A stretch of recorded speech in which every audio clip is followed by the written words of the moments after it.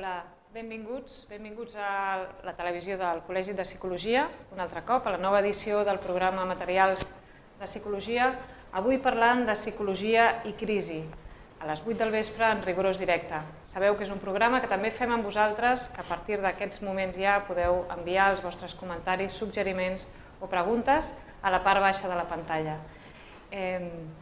La gravíssima i sobtada crisi viscuda pel món en el principi dels primers anys del nou segle ens ha capgirat una mica. Semblava que els estats de benestar continuaven el seu progrés imparable i de sobte ens hem quedat tots bocabadats i fins i tot una mica malmesos. Ara veiem com el món intenta refer-se, movent-se en diferents direccions per tornar a trobar una manera de conviure i de viure tots junts. En aquest programa no voldríem incidir ni en la crisi i en els seus efectes, perquè ja ho hem fet en altres llocs, sinó que voldríem parlar d'economia i de psicologia, de què poden aportar-se unes a les altres i com la psicologia també té un paper important perquè pot contribuir a orientar els canvis que ens han de permetre afrontar un altre cop el futur amb esperança. Parlarem d'economia, com us deia, i de psicologia amb en Ricard Cayuela, vicedegà del Col·legi de Psicologia de Catalunya, analista de continguts, expert en psicologia econòmica, autor de diferents articles i comunicacions sobre la necessitat d'impulsar un canvi de paradigma. Bona tarda, Cayuela.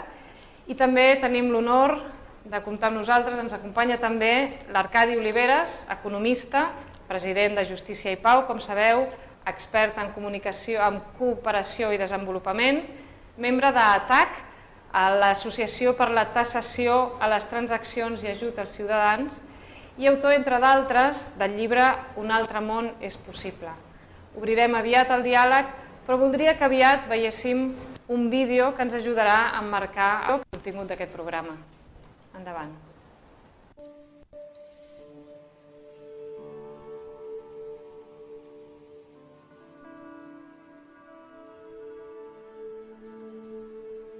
Han passat més de 6 anys de la pitjor crisi econòmica de la història, una crisi que no s'atura.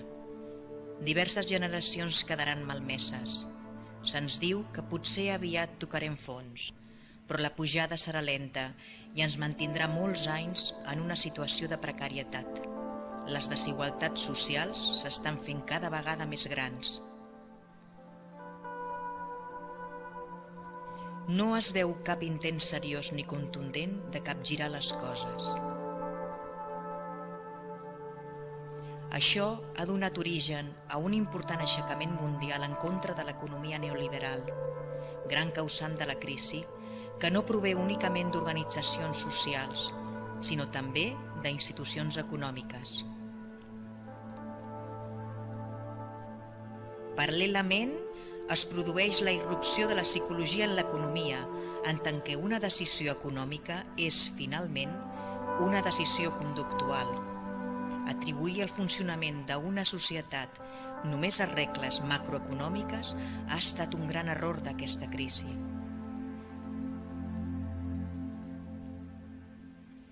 Amb 2 psicòlegs premis Nobel d'Economia, la psicologia econòmica és un factor clau. Equilibrar racionalitat amb emotivitat resulta imprescindible, és necessari que economia i psicologia vagin de la mà. Conceptes com inversió, dimensió del benefici o satisfacció esperada estan fortament influenciats per la personalitat, raons i emocions. La igualtat i la justícia han deixat de ser valors socials per ser també valors econòmics. És necessari un canvi de model econòmic i fins i tot de vida.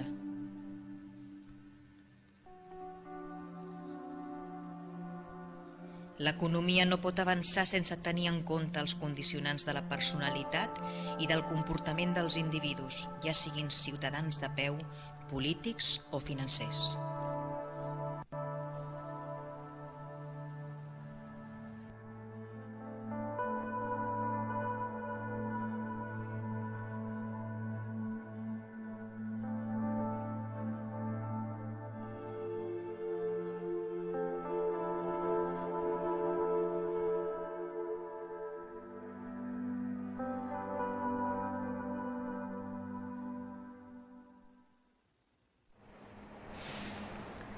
Obrim doncs el diàleg. Senyor Ricard Cayuela, de quina manera es dona a conèixer la psicologia com a part clau en els esdeveniments que ens han portat a aquesta crisi? Bé, abans de donar resposta voldria agrair en nom del col·legi el privilegi que tenim aquí de tenir a l'Arcadi Oliveres, tot i que tu ja ho has comentat, però voldria insistir. M'agradaria que el programa pogués donar per parlar de la pregunta que m'acabes de fer, però suposo que tindrem poc temps, perquè sobretot amb l'ajut de l'Arcadi jo el que voldria és tenir un petit apunt del que podríem fer els éssers humans per superar aquesta crisi, intentar almenys parlar una mica d'això i de quina manera podríem col·laborar des de la psicologia i l'economia. I també diria que tu diguis la teva, perquè estem parlant de crisi i no et posiciones únicament com a entrevistadora. Bé, intento respondre breument.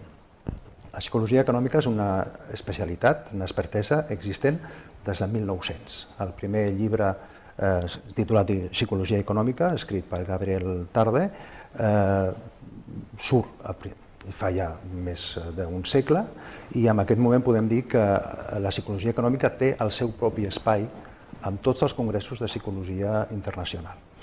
Però curiosament, fins a la crisi actual, sembla ser que és una branca de la psicologia que ha passat totalment desapercebuda pels ciutadans, potser perquè ha quedat una mica, diríem, amagada dintre de les acadèmies, de les universitats i dintre de les grans organitzacions. Jo també diria que els propis psicòlegs, suposo que alguns tindran alguna sorpresa d'escoltar ara mateix, si és que estan connectats, que hi ha una psicologia econòmica, sobretot perquè la majoria del nostre col·lectiu està més sensibilitzat, lògicament, per la salut i per la clínica. Que segur que l'economia té molt a veure amb la salut, com estem veient, no? Aquí està, és a dir, d'entrada, quan dius psicologia i economia pot semblar quelcom que contradictori, però quan tu penses una segona vegada és que no ho és en absolut. El vídeo ens ha parlat una mica. És a dir, darrere d'una decisió econòmica que pot ser molt important per l'individu, hi ha un comportament, hi ha unes actituds, hi ha una personalitat, hi ha un sentiment, hi ha unes emocions, i resulta que estem prenent decisions cada dia econòmiques constants, algunes molt importants, perquè ens estem jugant els pròxims 10 o 20 anys, si es tracta d'una hipoteca, i aleshores la presa de decisions tenim que saber que queda influenciada per la personalitat, que és el que fins ara no ha sortit o no ha surat, i és el que la crisi fa surar, que la crisi descobreix que els ciutadans a partir del any 80-85 hem pres decisions, jo diria, definitivament poc equilibrades. Fins ara la supervivència ens feia prendre decisions més racionals, però quan hem entrat en l'estat del benestar hem començat a prendre decisions emocionals, el qual està molt bé. Està molt bé si l'economia no s'hagués ensorrat com s'ha ensorrat. Bé, fins aquí jo diria que hem passat del cotxe que em desplaça fins al cotxe dels meus somnis. I això es té que rebobinar ara. Probablement ens podem quedar aquí, és a dir, serà que els psicòlegs parlem molt de ciutadans i els economistes parlen molt de sistema? Què en pensa l'Arcadi Oliveres quan sent un psicòleg dient això? Penso en positiu, perquè crec que la preocupació del psicòleg envers la persona humana i el seu benestar és bàsica i per tant l'admiro. El que també m'agradaria és que la preocupació dels economistes anés en la mateixa direcció, que majoritàriament no hi va. Perquè l'economia està prenent uns viaranys, jo crec, molt allunyats d'allò que li dona substància i d'allò que li dona justificació. Quan vaig posar per primera vegada als peus una facultat d'economia, no pas com a professor sinó com a alumne, el qual vol dir més o menys la prehistòria, se'm va dir que l'economia era aquella ciència que servia per administrar recursos escassos que ens dona la naturalesa per transformar-los i d'aquesta transformació obtenir béns i serveis que fossin útils per cobrir necessitats humanes. És l'única definició que vaig recordar al llarg de la carrera. Així ho podríem signar, no? Completament, la signo completament, però és que avui en dia l'economia no respon a aquestes necessitats. La gent comença a parlar de si l'economia va bé o malament, segons els guanys i els beneficis que les empreses hagin tingut, segons el funcionament de la borsa, segons el creixement econòmic, coses molt allunyades d'allò que és bàsic, que és la cobertura de necessitats de les persones. Mai com ara hi ha hagut tanta gent amb males condicions de vida, amb una economia que teòricament funciona molt bé. Mai, com fins ara, ha sigut gran el diferencial entre els més rics i els més pobres, tant a nivell d'un país com a nivell del planeta. Mai, com fins ara, és necessari, i ho he dit molt bé a la introducció, un canvi de paradigma, un canvi de model. Diria que hi haurien economistes més propers a les ciències del comportament i altres més afins al mercat i a les seves fluctuacions.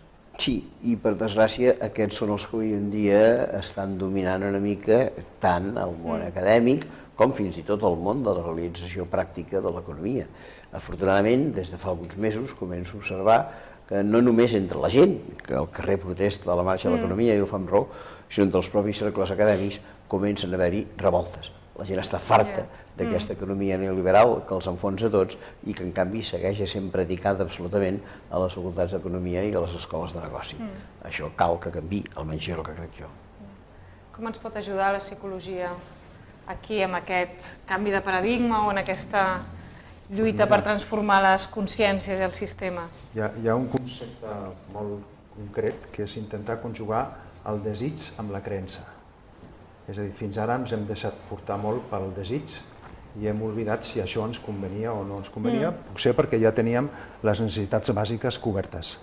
I aleshores tota una classe mitja ha intentat ser classe mitja alta o fins i tot alta, comprant coses que realment no tenien que comprar perquè no hi havia un fons per aguantar un problema, i aleshores ens hem trobat en un sistema que estava estimulant això, que estava estimulant aquest consum salvatge, podríem dir. I aleshores, a partir d'aquí, com el creixement no és infinit, ha arribat un moment que hem fet un crac. I el problema és que el crac ha fet patir i està fent patir a molta gent, i això és el que ens preocupa, que no tinguem un model per poder sortir. Jo diria, per contestar la pregunta directa que has fet, és que els ciutadans potser tindrien, i potser amb ajuda d'economistes i psicòlegs, començar a intentar pensar que les decisions tenen un equilibri racional, emocional, i que és bo mesurar, dimensionar la teva decisió abans de dir una frase molt famosa, me lo llevo.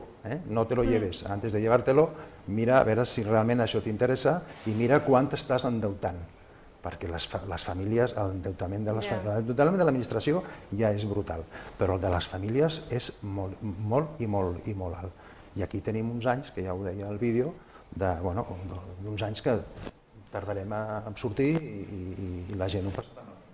I això sap greu, sobretot sap greu que d'aquí 4 dies tornem a ensopegar-la, diria jo. Sí, certament jo diria que és molt encertada aquesta referència que fa en Ricard a aquest consumisme exacerbat que tenim. Primer, perquè genera necessitats que no augmenten la nostra felicitat, en absolut. I en segon lloc, perquè una cosa que encara no ha sortit avui, que hauria de sortir, i penso que val la pena, deterioren un planeta que deixarem en unes condicions nefastes per les generacions que vindran darrere nostre. Les autoritats ens diuen hem de tenir més cotxes, hem de créixer més. Escolti, amb quina benzina els farem anar aquests cotxes? Com els reciclarem? Com curarem la contaminació que aquests cotxes originen? I sembla que amb això no hi vulgui pensar a ningú. Hem volgut veure que els recursos són limitats. Aquí està. Aquesta idea dels recursos limitats sembla que s'han d'anar imposant de mica en mica. Si no, ens ho passarem malament. De fet, ja s'ho estan passant malament. Posaré un exemple. El petroli s'acaba. És una constatació irrefutable. Com que s'acaba, la gent... 50 anys ens queden? Diuen 40, però bueno, hi ha 40, 50, no vindrà d'aquí. Però, esclar, què passa? Que la gent ja comença a buscar alternatives. Una d'elles, biocombustible. Perfecte. D'on surt el biocombustible? És un producte vegetal. Em van dir alguns experts que el dia de demà en traurem una bona part de les algues marines. Potser sí. Però ara, avui per avui, el traiem del blat de moro, del maïz. I què passa? Doncs que estem fent una barrabassada. Estem traient blat de moro de l'alimentació humana per dedicar-lo a l'alimentació dels cotxes.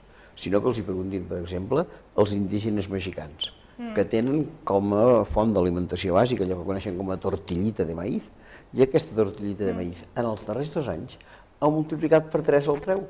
No perquè hi hagi hagut menys collita de blat de moro, sinó perquè una part de la collita de moro la traiem de l'alimentació humana i la passem a alimentar els cotxes. És absurd, és irracional. No podem tenir més cotxes, hem de tenir més autobusos, hem de tenir més metros, hem de tenir més transports públics, d'acord? Però més cotxes, no, posem-nos-en al cap, no. I fins que l'economia no digui que no això, no farem res. Sí, jo que no soc ni economista ni psicòloga econòmica, clar, creieu realment que és possible un canvi? Per on comencem? És a dir, la crisi ens porta també un canvi de valors, que també és una cosa de veure-ho diferent, però el sistema està tan arrelat. Jo penso que tindríem que tenir molt clar que a partir d'ara economistes i psicòlegs tindríem que anar de la mà, perquè jo crec que els dos plegats podem fer molta cosa. Puc ser els psicòlegs més amb una atenció directa als ciutadans, dintre del que són les nostres intervencions habituals, però els economistes, jo ara estava pensant en un moviment del qual el vídeo parlava, d'una sèrie d'economistes que procedeixen de l'acadèmia, que estan plantejant uns indicadors absolutament irrefutables sobre la necessitat de canviar de model. I els conservadors estan francament preocupats perquè no veuen la manera de rebatir això. Aleshores, jo penso que podíem fer una gran feina. Jo, fins i tot, hi aprofito per invitar-li a la propera jornada de psicologia econòmica que el col·legi pretén fer, perquè voldríem que realment aquestes dues professions treballessin plegats, perquè tenim molta cosa a fer. Perquè està clar que avui en dia hi ha més economistes que estan al voltant i al costat de la gent que està prenent les grans decisions que afecten a l'economia. Els economistes que tenen aquesta nova, aquesta visió innegable i de la que no ens podem escapar, estan tan a prop? Jo crec que hi ha una part important de l'acadèmia, per dir-ho així, que avala aquesta economia, que certament, com he dit fa un moment, ens està portant al desastre. Però crec també, per altra banda, que ja estan començant a sortir veus. M'ha agradat el que deia en Ricard sobre els indicadors. Avui en dia tots tenim a la punta de la llengua l'expressió producte interior brut. Un error, un absolut error. És que alguna gent sap què és, no? No, és la capacitat de produir que té un país al llarg d'un any. Però atenció, no tenim en compte la capacitat de destruir. I poso un exemple. Fa 3 anys hi hagué un terratrèmol a Japó bastant considerable. Una part important de la riquesa del Japó va desaparèixer. Es va esfondrar i allà ponts, fàbriques, canalitzacions van quedar destruïdes. Això va afectar zero al producte interior brut. L'endemà al matí van començar a entrar bulldòzers, excavadores i apisonadores per refer aquells ponts que s'havien destruït. Com que pagaven benzina, com que pagaven sous, com que pagaven electricitat, automàticament això va generar una producció que es va considerar augment del PIB. El país es destrossa amb una tercera part i ningú calcula. El país comença a augmentar amb un mil·lèsima de PIB i ja es calcula. És un error. Per sort, hi ha països que jo crec que comencen a ensenyar-nos lliçons en aquest sentit. I voldria esmentar que hi ha 2 països molt germans en aquest sentit, un és Equador i l'altre és Brasil, Equador i Bolívia, que comencen a parlar de l'índice del buen vivir, que no és el mateix. És veritat. I encara hi ha un país a dalt de tot de l'Himàlaia que es diu Bhutan, que ha creat l'índex de felicitat humana. Penso que hem d'anar una mica en aquesta direcció. Amb aquest índex, en una ciutat urbana com aquesta, preguntar com te ha ido la cosecha, aquí una de les preguntes que fa aquest índex és com t'ha anat la collita aquest últim mes. Tindríem que intentar adaptar aquestes preguntes a la felicitat d'uns certs humans que vivim els qüestionaris tenen la seva adaptació a població específica. Les preguntes són excepcionals. Els psicòlegs podrien fer un altre... Jo el que també volia afegir és que aquests indicadors dels que parlàvem, la suma d'indicadors, jo ara quan penso en els paradisos fiscals o amb la dificultat d'actuar sobre el canvi climàtic, clar, és que va sumant i dius, bueno, però aquesta gent que estan pensant, jo tinc tendència a pensar que, bueno, potser alguna posició de conservadorisme sí que pot estar present, però jo crec que el que no saben és com sortir-se, és a dir, no veuen de quina manera. Per això aquests moviments que hi ha ara, bàsicament d'economistes que estan plantejant unes proves irrefutables de com tindríem que sortir, crec que això començarà a quallar una mica i a fer ressò. Imagino que començarà a fer ressò i començarà a haver moviments que realment intentem forçar a un canvi que no sigui un más de lo mismo, que és el que ens estem veient ara mateix.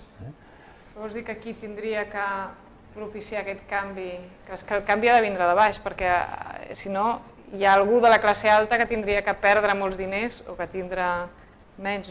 Cada vegada la crisi ha augmentat les desigualtats, la classe mitja sembla que ha mig desaparegut. Està desapareguda, sí. I tenim més pobres i...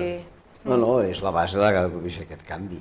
És molt difícil que des de dalt sorgeixi un despotisme Ells només poden perdre. que ho canviï tot, això és bé, però també és veritat que, com diuen els companys d'Occupy Wall Street, aquesta gent que tenen el poder només són l'1%, i l'altre 99% podria tenir aquesta força. El que passa que té por, que està dominat per l'altre, que tenen posicions conservadores, i evidentment això cal avançar-ho, cal fer perdre aquesta por, cal crear nous paradigmes. Jo crec que de mica en mica aniran existint, perquè s'ha estirat tant la corda que el patiment s'ha fet gran i que la gent ara de debò ja comença a tenir ganes que les coses vagin d'una manera diferent. Potser la psicologia hauria de començar per gestionar la por dels ciutadans, el canvi. Sí, aquesta seria la primera cosa que es tindria que pensar, és a dir, que d'una forma o altra intentar plantejar-te les teves decisions de compra a què estan obeint. Per exemple, a l'èxit dels tots terrenys que hi ha a Barcelona, gent que no utilitza el seu tot terreny, però té un tot terreny. És una forma d'anar per sobre dels altres. Aquesta és una explicació potser molt simple, però explicacions com aquesta són les que seria bo que el ciutadà, abans de decidir, que decideixi el que vulgui, evidentment, però almenys abans planteja-t'ho, estudia-t'ho una mica. Jo el que volia dir també quan preguntaves el tema dels psicòlegs que podem fer parlar, sí que voldria dir, i aquí sí que parlo des del col·legi, que a partir de la festa solidària de la psicologia que vam fer el mes de novembre, s'ha creat un moviment molt interessat, que li diem psicoxarxa solidària, per donar atenció a les persones més desfavorides, una atenció o bé subvencionada o bé gratuïta. I cal dir que tenim una sèrie de projectes sobre la taula molt interessants que cal vertebrar i que cal, evidentment, organitzar, però que per aquí hi ha un camí molt concret i molt específic, a part dels que hem comentat fins ara. Que està en procés d'organització en aquest moment. Està en procés d'organització. Hem rebut propostes i ara es tracta de fer un anàlisi de categories i veure quin projecte pot sortir d'aquí. Felicitats. Aquesta seria la contribució del col·lectiu de psicòlegs a la gestió de la crisi. Perquè nosaltres des del col·legi hem estat molt proclius, però clar, si no tens el grup que te fa la demanda i que es presta i que te diu no, jo estic disposat a donar 5 hores de cada setmana de les meves hores laborals per una acció gratuïta, sí, clar, si no tens això, difícil. Com pot contribuir cada ciutadà a millorar la situació, o a millorar la situació per una banda i a contribuir a la lluita pel canvi de paradigma o de model? Us ho pregunto als dos, Home, abans parlàvem amb l'Arcadi del concepte d'interès general i bé comú. Són dos conceptes que fins ara... Allò que tenen tots els polítics. És a dir, canviar l'individualisme per solidaritat o canviar el voler créixer individualment per la cooperació, jo crec que són valors que també tant des de l'economia com des de la psicologia podríem intentar posar sobre la taula. Evidentment, intentar un treball amb sentit, ja sabem que això avui dia és difícil perquè el que intentes és treballar, però també pensar que a mig terme que aquest treball tingués sentit, és a dir, intentar fomentar una sèrie d'aspectes que incluïn, per exemple, la sostenibilitat i la preocupació pel planeta. És a dir, és un paquet, que per això dèiem, abans tu deies del nou paradigma, és un paquet que a les persones a les que hem tingut ocasió d'adreçar-nos és realment atractiu. Hi ha moltes persones que estan posades en això. I en aquest moment hi ha economies específiques que estan molt posades, però clar, són nuclis petits que no són coneguts i que passen desapercebuts. I no surten a telenotícies. Exacte, no? Sí, molt d'acord amb el que està dient en Ricard. Jo crec que aquí hi ha diferents nivells d'actuació. Però si la pregunta és què podem fer nosaltres a títol personal, jo diria que en primer lloc I per mi és una obsessió, i potser si és una obsessió personal no l'hauria d'exposar massa, però la poso, és saber el que passa. Estem en una societat que es diu de la informació i de la comunicació i no sabem gairebé res del que s'esdevé en realitat. Els grans mitjans ens manipulen i si no ens manipulen ens distreuen, però no ens informen. Acaba de sortir un magnífic opuscle, és que opuscle, la revista, es diu Cafè amb llet, l'han tret ara, explica un darrere l'altre qui són els propietaris dels 8 o 9 diaris més importants d'Espanya. Tots són bancs, tots són bancs. Què vol dir això? Què t'explicarà aquest mitjà? Què et dirà de la crisi bancària si el seu propietari és un banc? Aquesta cosa. No sabem res. Per tant, això ho expliques molt bé amb el teu llibre. La primera cosa que hem de fer és intentar contrastar, cosa que avui en dia, gràcies a les noves tecnologies, podem fer. Abans, forçosament, calia que fóssim uns subjectes passius, que ens empasséssim el que ens digués la ràdio, el que ens digués el diari, el que ens digués la televisió. Però ara podem ser interactius. Ara podem buscar aquella web, ara podem buscar aquest YouTube, podem tenir un blog, qualsevol cosa d'aquestes. I per mi la primera qüestió és perdre una mica de temps, que no serà perdre'l sinó guanyar-lo, sabent què passa. Un cop sabem què passa, la segona qüestió necessària és que ens associem. Si anem sols no farem res. I la tercera és que actuem. D'aquests dos casos jo penso que en tenim un magnífic exemple en la famosa plataforma d'afectats per l'hipoteca. La gent sap què passa, s'associa i actua. Si jo vaig sol per frenar un desnonament, no ho aconseguiré. Però si vaig amb 50 persones potser ho començaré a aconseguir. I última cosa, i no em vull allargar més, perdre la por. Els ciutadans som uns porucs. Abans, aquell que no té res a perdre, estava disposat a perdre-ho. I ara estem tan amagats que no volem perdre res. Per tant, primera informació, segona associació, tercera actuació i quart, perdre la por. Seria la meva recomanació. Dintre de l'associació també aturar-se a reflexionar, a dialogar, a fer tertúlia, això que hem perdut una mica, no? Per descomptat. A mi em sap greu, ho dic de debò. Jo, vist fora de Barcelona, ja no hi tornar cada dia amb el tren. A mi em sap greu que els 4 companys, diguem-ne, de circuit del tren, estiguin tots amb una maquineta així al davant. Jo fa 30 i escaig d'anys que agafo aquest tren. Al principi parlàvem tots 4 i fins i tot compartíem un entrepà de truita si feia falta. Això és veritat. Ara no, ara tothom està tancadet allà. A quina societat ens porta això? Després va haver-hi l'època que tothom anava dissociat llegint un llibre i ara ja... A quin model relacional estem arribant? Jo penso que això haurien de... Els psicòlegs tenen molt a dir-hi amb aquestes coses. Sí, el que passa és que enfrontar-se amb la tecnologia és... Sí, però per exemple, també una cosa, jo no sé si ara parlo per parlar, bueno, vull dir, jo, per exemple, a mi em sobten els mitjans de comunicació, més enllà de quin missatge ens transmeten, els missatges de comunicació aquí a Espanya, si tu sents la ràdio, cada 10 minuts potser han canviat de tema. És a dir, un tema que duri una hora, aquí és impensable. En canvi, si tu escoltes la ràdio francesa, per exemple, allà és tot el contrari. Es poden o sigui, el temps mínim que es passen tractant un tema normalment en profunditat i no necessiten tindre 8 persones, potser estan entrevistant amb algú durant una hora i realment hi ha un punt de reflexió ponderada. Després, qui hi hagi al darrere del mitjà de comunicació és una altra cosa. Però això nosaltres, què ha passat? Si som un país llatí, això ho teníem, no? Sí, ho hem perdut del tot i està generant individualisme. No és això, amb el propi comportament social. Quan nosaltres érem joves i quedàvem amb la colla d'amics pel cap de setmana següent, ja un dissabte dèiem, dissabte que ve anirem al cinema aquest. I ara què et diuen? 2 minuts abans ens trobem aquí, noves relacions, no ho sé, algú dirà que som molt conservador amb aquestes coses. No, però això, clar, això els psicòlegs també ho hem denunciat bastant, perquè el que fa és reforçar la impulsivitat, la dispersió, per això tenim tants TDAHs a l'escola, no? El que passa és que de moment ja no s'improvisa. Fins i tot hi ha càlculs de persones que es passen la mitja vida davant d'una pantalla. Mitja vida, si treus la part de dormir i amb la feina treballes 4 hores i després amb el teu oci estàs 4 hores més, doncs això vol dir 8 hores, no? I 8 hores és la meitat de la teva vida, vull dir que aquí sí que pot haver una evolució, hi ha algunes xarxes socials que promouen l'intercanvi, però és difícil, tot està com bastant tancat, tenim que lluitar amb això, no?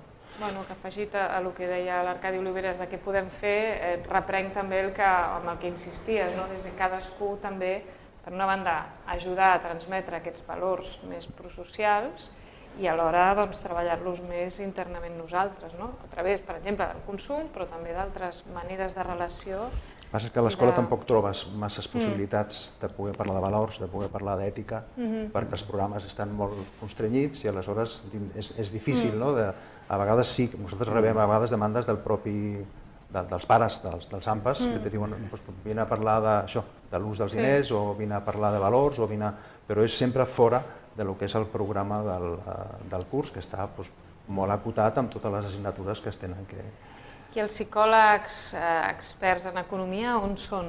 És a dir, en quines bandes estan treballant? Fins ara, jo per una part puc dir que totes les persones que han estat amb el nostre gabinet fent pràctiques, tots estan treballant en psicologia econòmica, això sí, amb organitzacions. D'una forma o altra, fins ara la que ens ha reclamat han sigut les organitzacions per veure com funciona un consumidor i de quina manera una empresa pot funcionar millor, perquè l'empresa es pugui continuar fent la seva feina. Els estudis de mercat? Sí, podríem dir els estudis de mercat, tant qualitatius com a quantitatius. Això ara ha canviat molt amb la crisi i ara sí que hi ha una demanda específica que ve d'associacions o del ciutadà que no ve tant d'empresa. Però fins ara, en aquest moment, els psicòlegs especialitzats en economia continuem treballant amb el món de les organitzacions, però estem oberts a que des de la ciutadania i des de les associacions... Segur que hi ha qui podria dir que potser esteu ajudant el sistema. Fins ara heu contribuït a la crisi, els psicòlegs? Estem ajudant a que l'empresa continuï funcionant, perquè depèn de la lectura que facis, perquè una empresa que té 300 persones i si té una bona brúixola perquè els seus productes funcionin, de fet estàs contribuint a que aquelles 300 persones continuïn treballant, perquè hi ha una cosa que està molt clara, al consumidor l'enganyaràs una vegada, però dos no. És a dir, quan parlem de... quan una empresa fa un llançament d'un producte, en tot cas té que competir, que aquest seria un altre problema, amb 40 marques de la competència. Recordo, quan jo era petit demanaves una barra de pa. Ara tens 40 barres de pa. L'elecció s'ha fet brutal. Aleshores, contribueix a la no salut mental. Les empreses tenen que competir entre elles mateixes, però aquest és un problema del sistema. La psicologia econòmica el que ha fet és ajudar a les empreses que realment demanaven una brúixola per intentar ser més competitius i tirar endavant de les altres que potser no feien aquest anàlisi tan primmirat. Clar, en aquest aspecte, sé que això és un concepte una mica psicològic, que l'Arcadi Oliveres està rodeat avui, però com trobaríem aquest equilibri? És a dir, massa competició és destructiva, però quan no hi ha gens de competició, els éssers humans ens acomodem, és a dir, ens falta... Com seria? Ahir vaig llegir una frase que em va satisfer una mica aquest respecte. Deia que no hem de ser competitius, que hem de ser competents, que és una cosa diferent, i em va agradar. Jo crec que tothom ha d'intentar tenir la màxima competència amb la seva feina, amb les seves relacions, amb això. Ara, no competitius, la competència no ens porta enlloc. El competent és un que competeix amb si mateix una mica, no? Sí. Ho sé, però en fi, tampoc, com dius, estic rodejat i tampoc soc expert en aquests temes, no seré jo qui vingui aquí a donar lliçons de res en un col·legi de psicòlegs. No, digues. No, jo anava a dir que l'important seria que féssim un trasbàs de coneixements. Jo penso que d'aquí podria sortir quelcom interessant.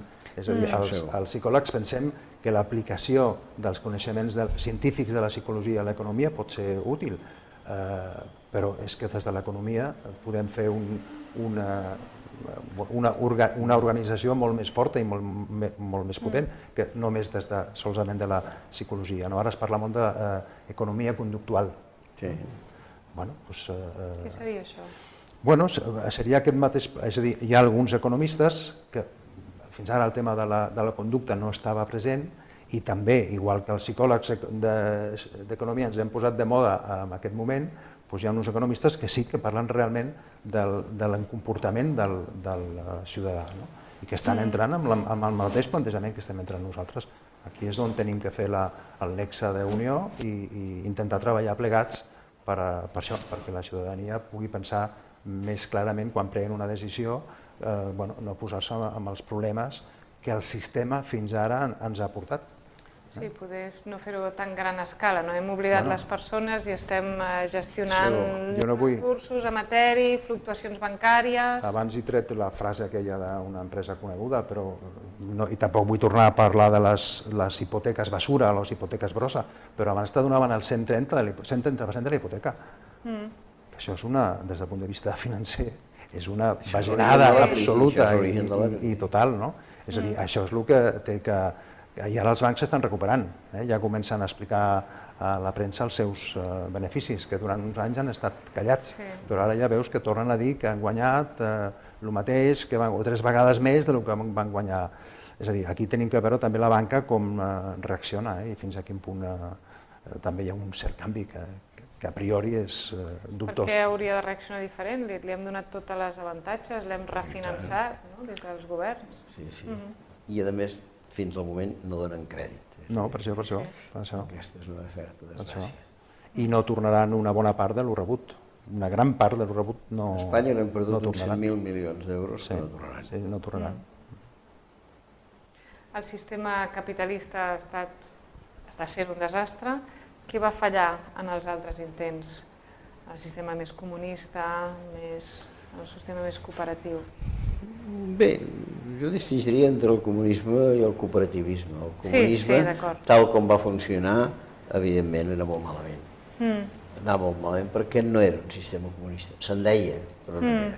Era un sistema on una nomenclatura privilegiada remenava les cireres i guanyava els diners i tenia les finques aquestes que ara veiem a la Mar Negra. I després hi havia una massa general de gent que sense cap tipus de llibertat i sense cap tipus de dret llaurava dret i que si no es portava bé els enduien a Sibèria.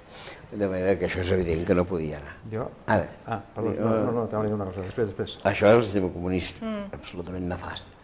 Una altra cosa és el cooperativisme, que per mi sempre és un dels mitjans ideals de funcionament, que les empreses no siguin ni propietat del capital ni propietat de l'Estat, que siguin propietat dels treballadors. I que això sigui repartit entre tots, que les responsabilitats també estiguin distribuïdes i que cadascú faci seva aquella acció de la que està portant a terme. I amb això sí que faria una aposta. És més, penso que el nou sistema econòmic de futur ha d'anar en aquesta direcció. Jo abans t'anava a dir, no sé si estaràs d'acord amb mi, però penso que la caiguda del mur va ser el 89, no? 89. Va donar una eufòria neoliberal que és la que jo diria va generar una bona part del crac que hem tingut. Ha triomfat el model capitalista, aleshores a partir d'aquí la desregularització, la lliure iniciativa, i ens ha portat on estem. I ningú durant aquest temps ens ha avisat ni ens ha dit que això era una crònica d'una muerte anunciada. I encara hi ha hagut una altra conseqüència, d'acord, completament cert, però encara hi ha hagut una altra conseqüència. Abans aquest capitalisme, diguem-ne, salvatge, es protegia d'aquest comunisme que a mi no m'agradava a través d'allò que es deia l'estat del benestar. Perquè la gent no protestés, se li donaven pensions, se li donaven escoles, se li donaven hospitals. Com que ara ja no hi ha altra que amenaça, no els donem això. I què passa? Que l'estat del benestar ha caigut absolutament. Del tot. Del tot, les pensions queden congelades, els ambulatoris tanquen a la nit, els alumnes per aula pugen, les matrícules universitàries augmenten, tots aquells elements de l'estat del benestar estan decaient. I ara això també s'ha de tenir en compte, perquè si una persona té la sort de tenir feina i uns ingressos regulars està al davall del carrer, però si no ho té, ha de jugar amb l'estat del benestar, i avui en dia està molt precari. Vols dir que no hem perdut l'estat del benestar per la manca de recursos, sinó perquè ara no tenim un enemic amb qui... Perquè com que ja no hi ha aquella amenaça, jo no estic d'acord amb l'amenaça soviètica, ni amb els míssils, ni amb les armes nuclears, ni amb res de res, però aquell equilibri que es donava en aquell moment, dient aquesta gent, aquest sistema capitalista l'abandonaran per anar cap allà, que era pèssim, però per anar cap allà feien que es mantingués una mica. Ara això, aquell enemic potencial ja no hi és, doncs tirem de veda i apretem. Això és la política del senyor Reagan, de la senyora Thatcher i de tot aquest pensament neoliberal que ha vingut després. Jo penso que tenim que ser, igual que penso que tenim que ser tots els economistes que vulguin posar-se aquí, també penso que tenim que ser tots els psicòlegs, no solament els que estem en economia. No? Jo ara mateix estava pensant per als especialistes en motivació, perquè és molt difícil reunir, és a dir, aquí la força la dona el grup. Si arribéssim a tenir realment una massa que estigués en línia d'aquest canvi, podríem fer molta més força que si són 4 o 5 una mica desperdigats. I aquí fa falta saber motivar, saber transmetre aquesta nova forma de vida o aquest nou paradigma de vida i animar a molta gent a intentar fer una... Grups de lideratge constructiu. Jo crec que aquesta mena de complementaritat aniria molt bé perquè, evidentment, els economistes parlem d'uns paràmetres que no tenen sentit, si ha augmentat el teu nivell de renda, si ha millorat la balança de pagaments, però en canvi aquesta idea de la que abans fèiem referència, de felicitat humana, que no sé conceptualment amb quins paràmetres es pot mesurar, el psicòleg sí que ens podria ajudar a donar-los a conèixer. Això segur. Vaig llegir no fa gaire, no sé d'on t'he tret, i no m'ho feu dir perquè no ho sabria dir, que la percepció de felicitat de la ciutadania aquí a Catalunya als anys 60 era bastant més gran que la percepció de felicitat de la ciutadania ara, tot i que tenien una quarta part dels productes dels que disposen ara. Això s'hauria d'estudiar. Per què passa això? Jo diria que les dècades del 50 al 80 van ser dècades de superar la Segona Guerra Mundial i la gent estava molt posada en créixer i en ser racional. Però a partir del 80 és quan la cosa comença a canviar. Ja hi ha arribat, doncs ara ja vull gadgets, no? I està molt bé, jo torno a insistir, està molt bé el plaer, no? Però sempre i quan aquest plaer, aquest hedonisme o aquesta búsqueda de coses que no et serveixen, després no et donin el problema que ara hem tingut. El negoci actual més important, un dels més importants que hi ha a peu de carrer, són els cash converter. Perquè la gent a casa tenim tots una quantitat de gadgets que funcionen, que no sabem què fer, i la gent ho baixa, ho porta, li donen uns diners i els altres ho venen. Això, suposo que aquest negoci, espero que d'aquí uns anys desapareixerà perquè s'hauran acabat els gadgets. Bueno, és el trueque de tota la vida. Ara està funcionant, però clar, el que demana és que funcioni, si no funciona no donen res, no? I són empreses que estan obrint sucursals cada 2x3. Això vol dir que la gent té una sèrie d'això, ja siguin ordinadors, ja siguin mòbils, que funcionen. I el que hem après és que els béns materials no ens aporten la felicitat. Això em Sens sona que fa dubte, molts anys que ho diuen. Sense mica. Però en canvi ens permeten destruir el planeta i preparar a les futures generacions per una vida que serà difícil i complicada.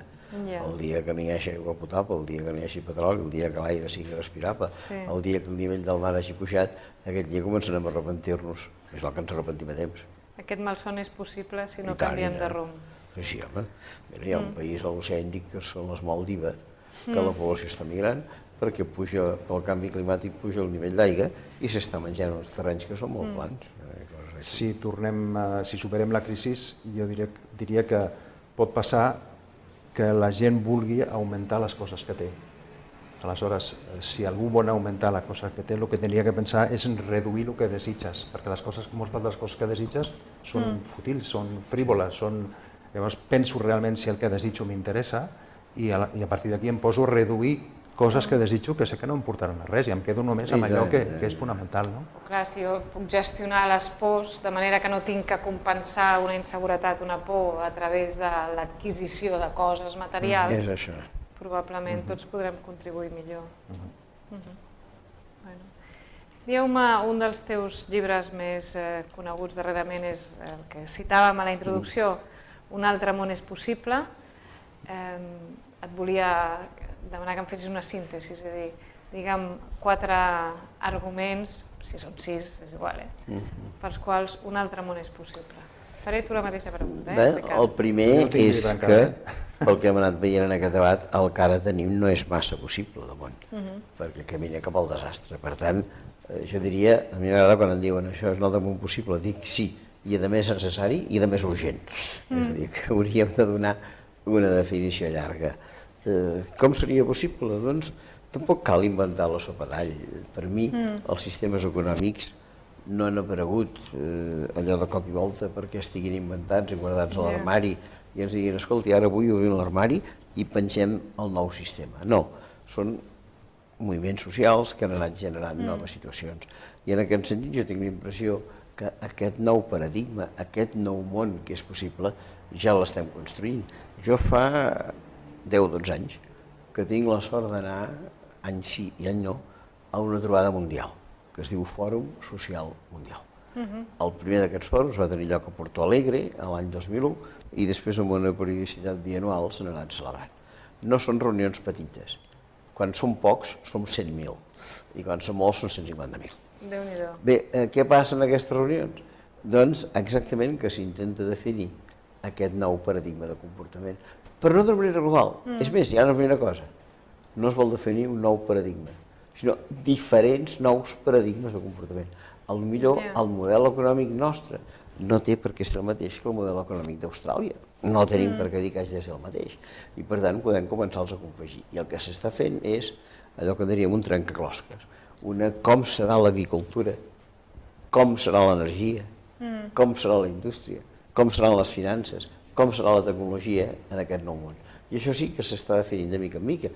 I moltes vegades pensant en qüestions elementals. Amb l'agricultura, un retorn al camp, que avui en dia la població pràcticament s'ha desplaçat cap a les ciutats, evidentment productes naturals, productes ecològics, productes de poca distància de producció, totes aquestes coses. I amb l'energia, doncs home, energies renovables, fora les nuclears, una sèrie de coses. És a dir, en cada faceta s'està definint, per tant que no puc dir, mira, un altre món és possible i serà així, sinó que l'hem d'anar construint de mica en mica, fruit d'un diàleg, fruit de les circumstàncies, i jo crec que anirà apareguent perquè la urgència hi és. Des de la psicologia, quin altre món és possible? Bé, jo el que volia també deixar aquí clar que hi ha una sèrie de persones que estan posades amb això. El que passa és que no es coneixen, que estan circulen per carreteres secundàries, podríem dir, però que aquests 4 eixos que jo comentava abans, de l'interès general, del lucro limitado, gestió democràtica i treball amb sentit, ho estan fent i els pots reunir i els pots parlar amb ells.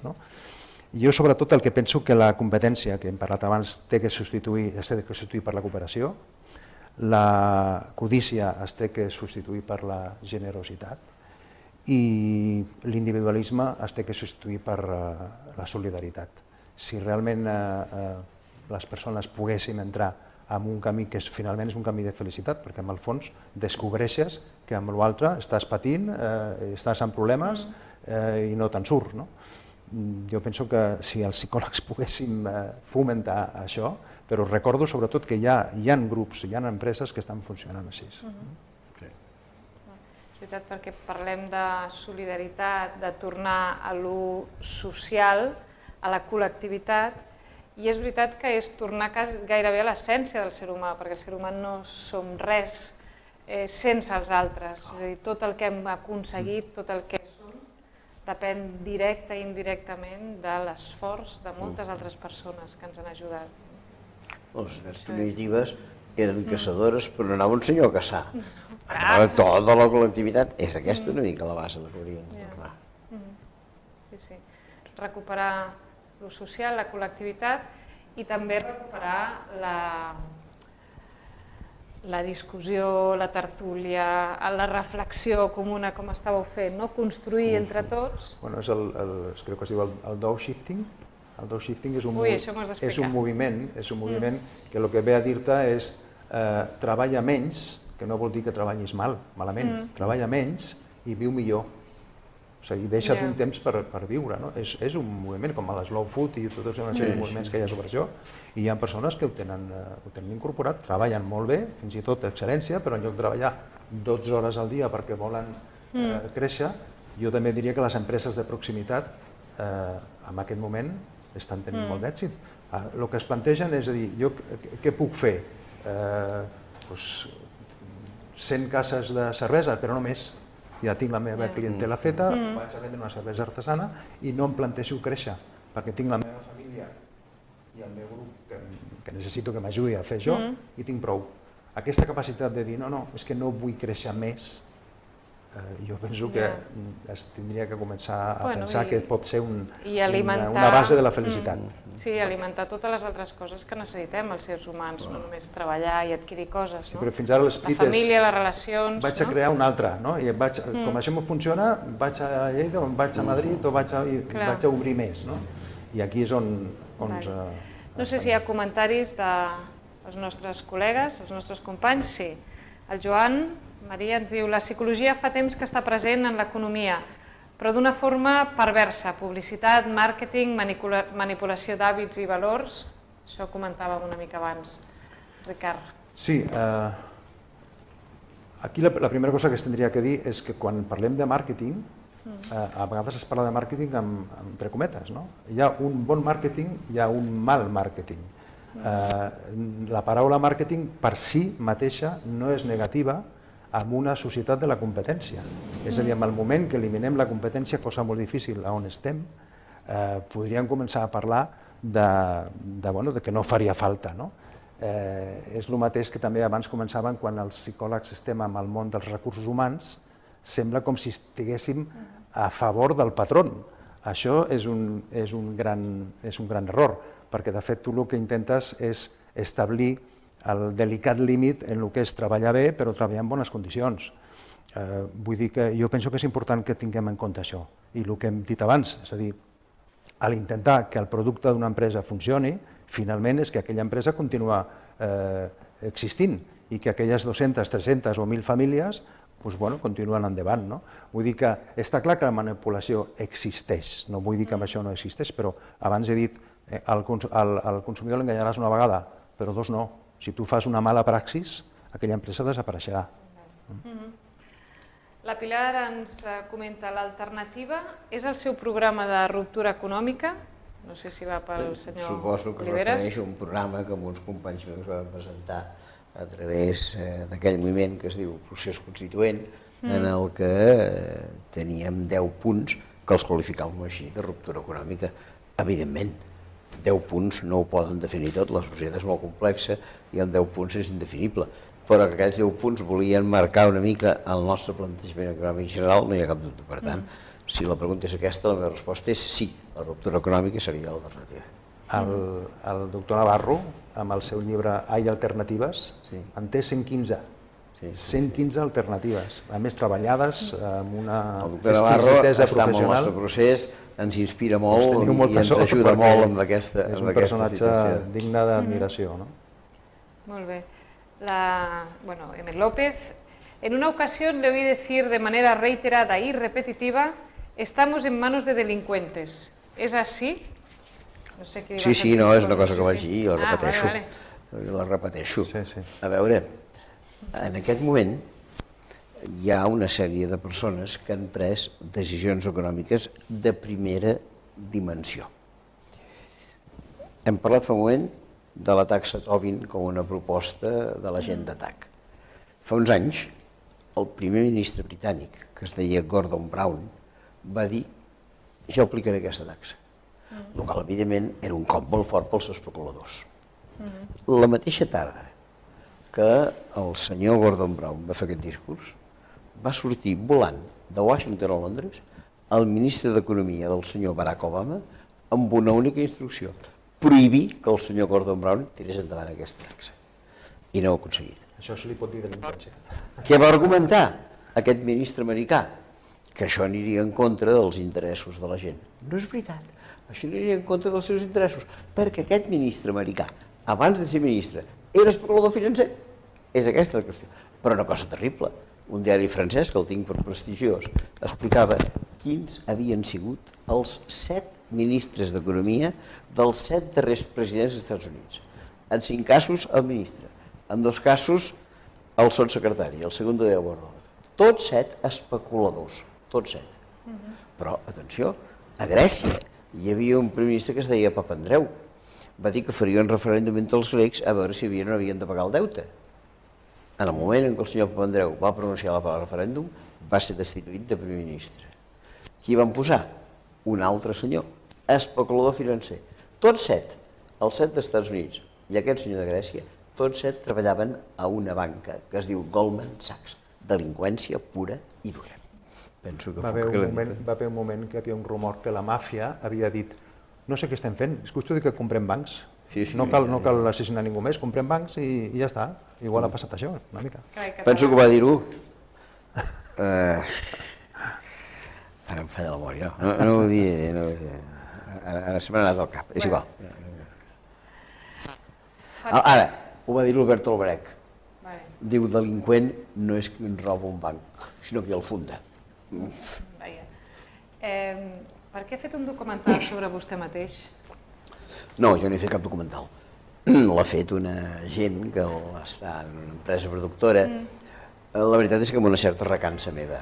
El que passa és que porto 40 anys treballant a Justícia i Pau, ara plego, i els meus companys van decidir que potser valia la pena fer balanç del meu pensament, que he anat reproduint durant 40 anys. I realment, una mica en contra de la meva idea, van dir que el millor era fer un reportatge perquè sortís publicat. L'estan fent i ara suposo que aviat s'estrenarà, però no és el meu desig màxim.